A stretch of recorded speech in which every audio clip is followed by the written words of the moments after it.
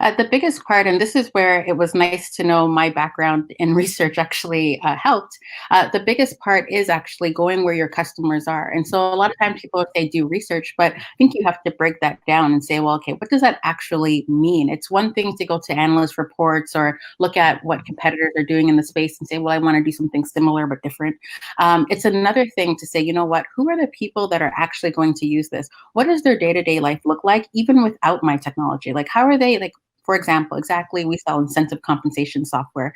Does a company need to have incentive compensation software? It really depends. How are they currently operating? What are they doing in this space? What else is plugging into this? What's the full scope of their role? You really want to make sure that you are actually sitting in the shoes of your customer and their world.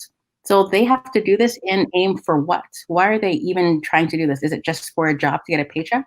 No, a lot of us, when you get to a certain point, you're doing it because you're trying to make that company better. You're trying to grow as a person. So if you understand their desires and ambitions and the pains that they're going through, then you can better Yeah. speak to why should they even care about this piece of technology and how it's going to plug into their current day. I think the main thing as a product marketer that you're always trying to do is, it's not, let's say, blow up everything. It's not like, oh, it's disruption and you have to completely change everything. The best thing to Right. do is say, how can you be very sort of modular in your approach? What are the marginal changes? So let's go with what's known to you. So there's some comfort level. And then here's the Right. few things you could add on that's going to be this much more better in how you actually perceive what your work is and how you proceed throughout your environment at work as well.